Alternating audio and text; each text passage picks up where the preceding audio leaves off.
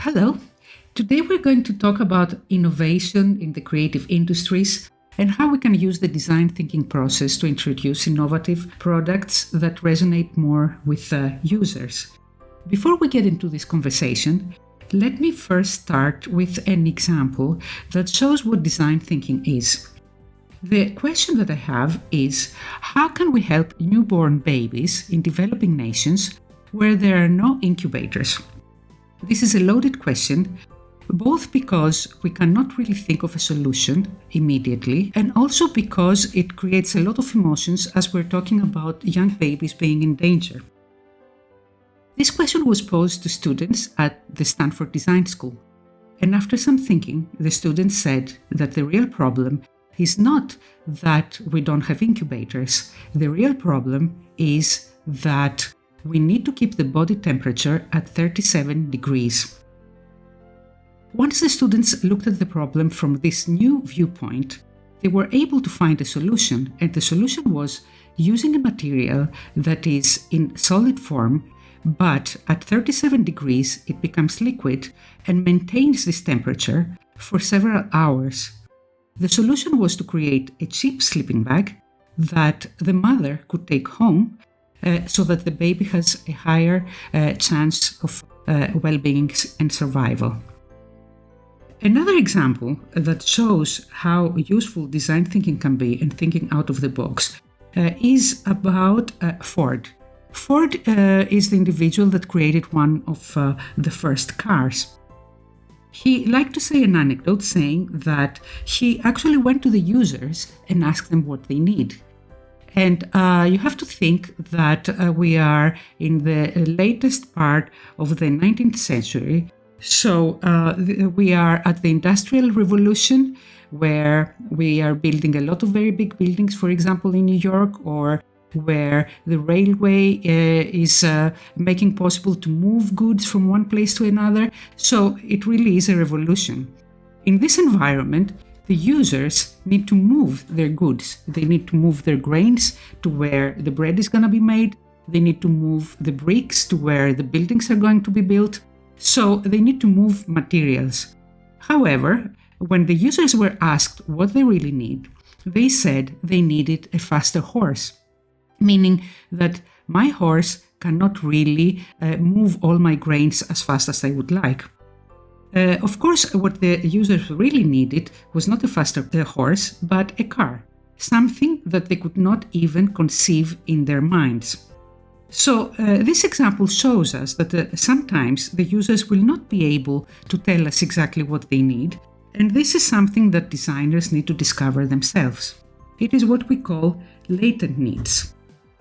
So why is it important to be able to think innovatively? The reason is because most of the big challenges of society today in the 21st century are actually design challenges. This includes education, health, addressing poverty, having clean energy and cheap energy for all, and in general sustainability. All of these big challenges that society faces today are actually design challenges. They are really design challenges. And the UN has actually defined what is called the UN Sustainability Goals, and this includes addressing poverty, addressing hunger, having good health care for everyone, having quality education for everyone, gender equality, clean water, affordable and clean energy, decent work for all, innovation and infrastructures, reducing inequalities, green cities, responsible consumption and production, climate action, and preserving life in the sea and on land. All of these challenges are difficult challenges where the solution is not immediately available. In order to be able to introduce a solution to these challenges, we need to be able to think outside of the box. A lot of the time we talk about user-centered design. When we say user-centered design, we mean that any solutions need to have humans in their heart.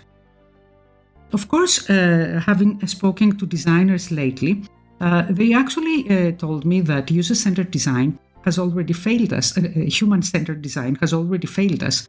The reason is because humans are not the only species on the planet. There is other species on the planet that we need to consider. So design is moving from human-centered design to species-centered design. Even though when we talk about user-centered design or human-centered design, most of the time what we do is that we distribute some questionnaires or maybe we take some interviews.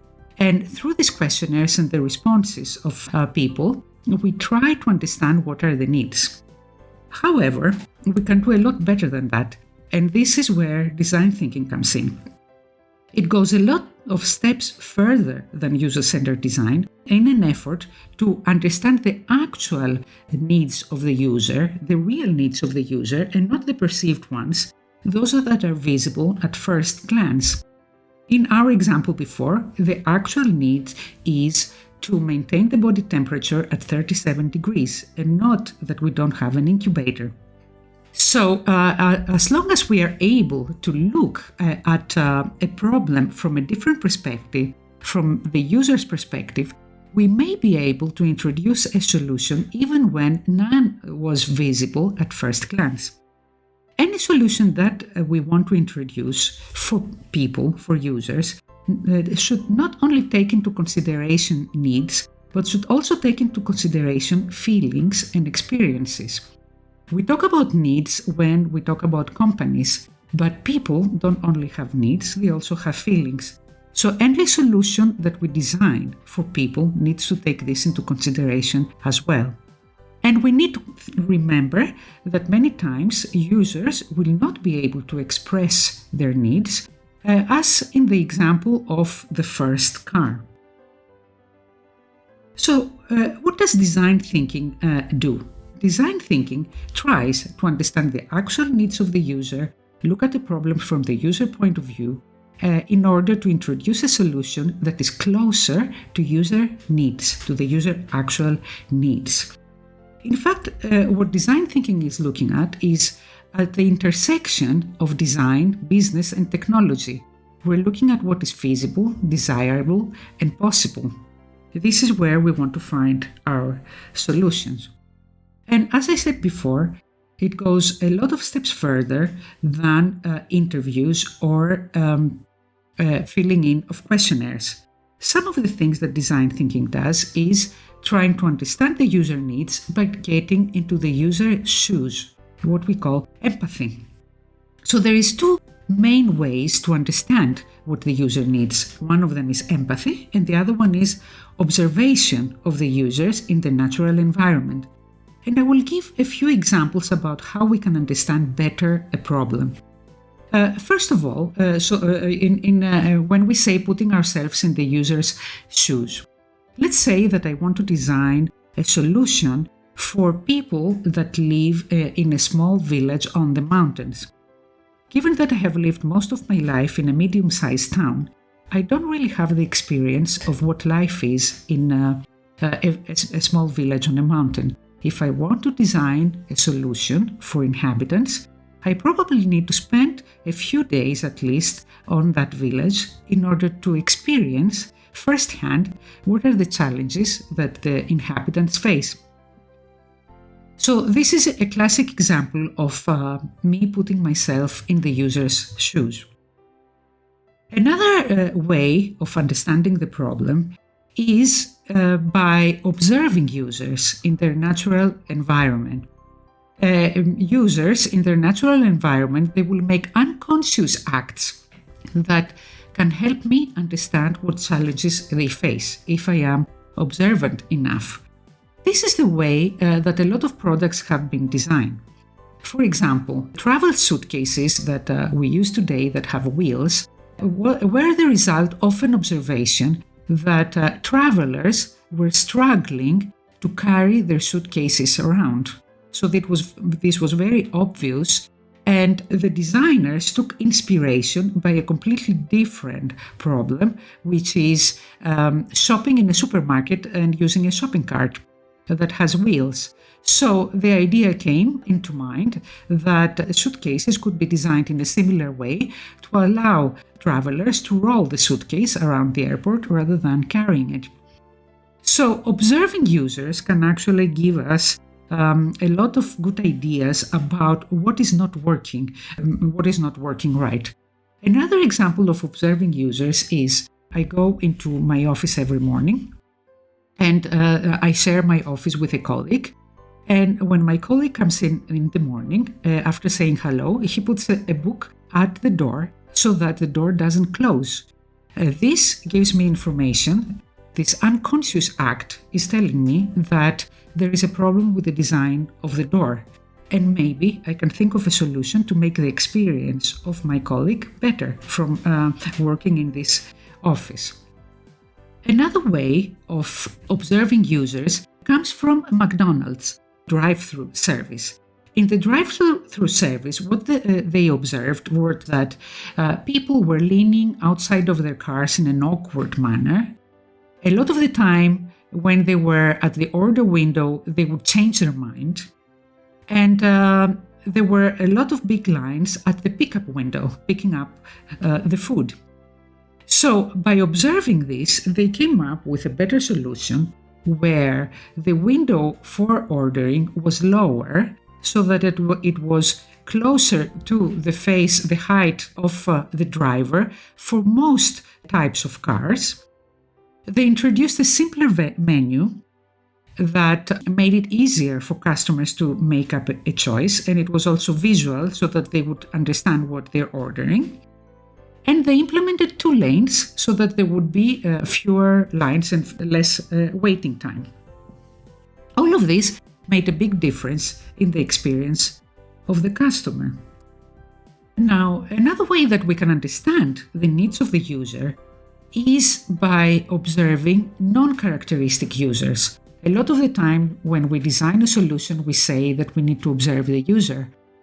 What if, however, we observed a non-characteristic group that could actually give us valuable information?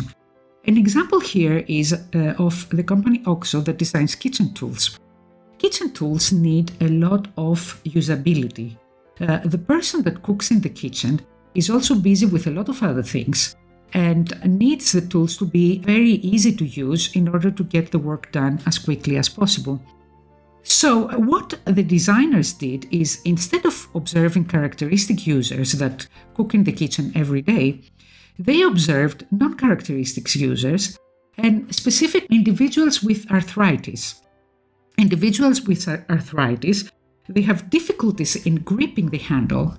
Also, the handle a lot of the time slips from their hand. So they need a solution that addresses those things. These problems, these challenges are not only for people with arthritis, but they're relevant for anybody that works in the kitchen.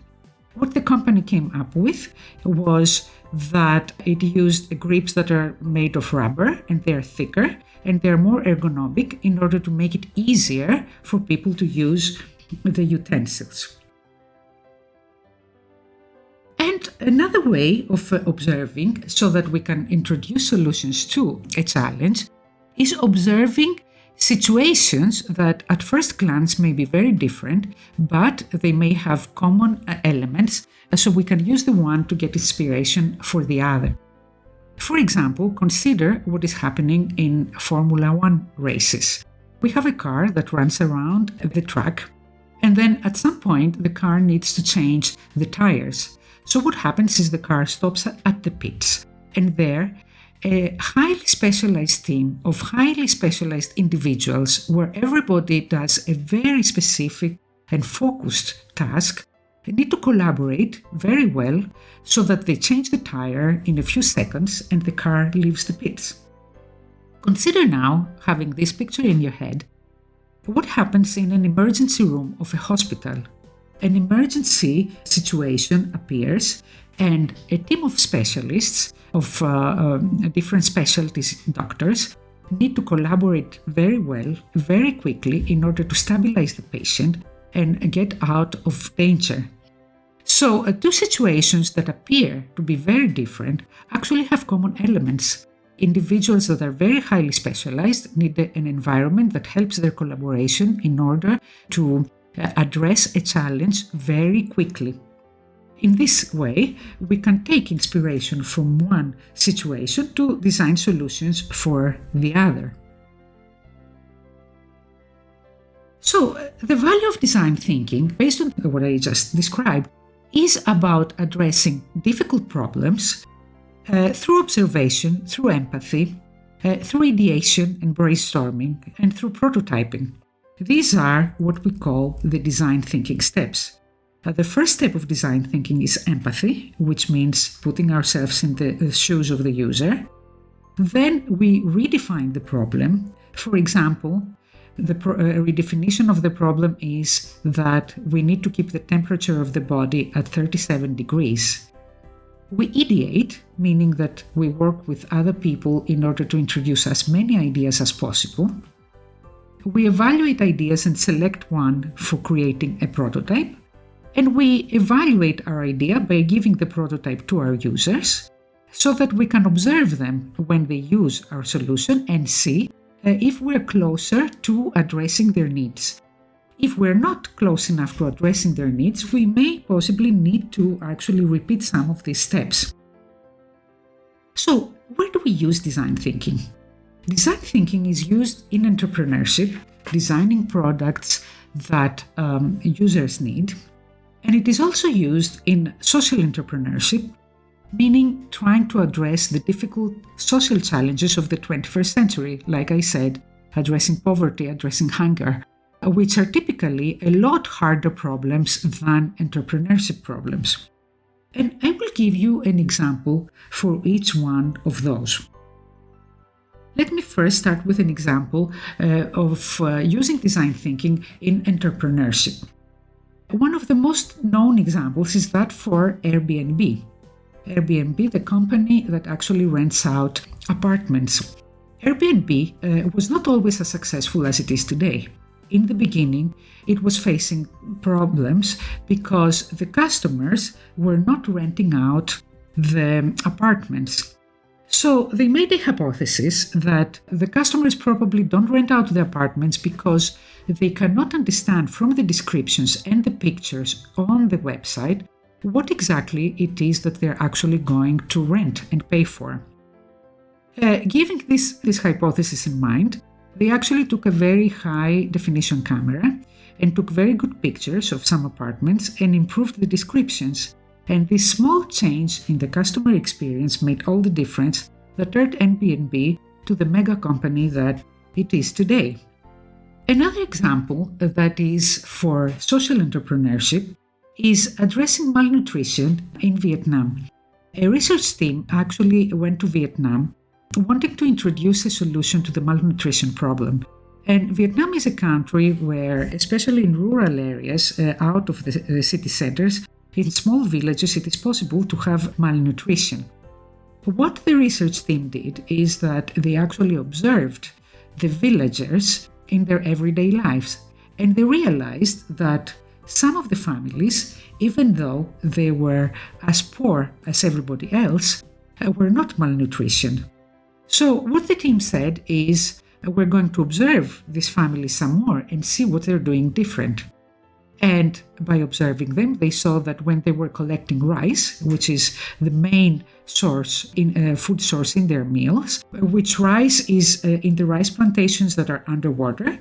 When collecting rice, they were also collecting small organisms, like little crabs or little shrimp.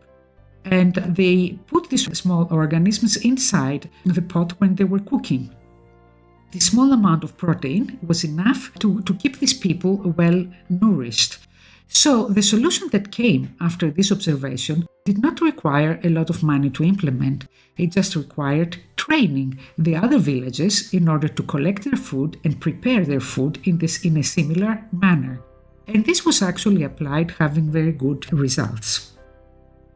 So let's go back to the creative industries and think about how we could actually address better the expectations of the users. Design thinking focuses around human-centered creativity, so it is a very good way to observe and not only what the users need, but also what they feel. And when we're talking about creating industries, the feelings are important. So it encourages the design teams to iterate and to experiment with a lot of different solutions, which gradually lead to outcomes that better resonate with users. The users can identify themselves better with what we are presenting. So we can create experiences that can captivate the audiences better and inspire the audiences better. Design thinking can also encourage collaboration across design teams in the creative industry and get individuals that have different backgrounds and different expertise to work together and to exploit the different knowledge so that collectively we can design something that the users will be able to resonate better with. So the innovation that we can introduce into the design industries through design thinking can help change the consumer experiences and address their expectations better. So we can develop more engaging and meaningful and successful creating products that have a bigger impact to the users and to society that we want to address.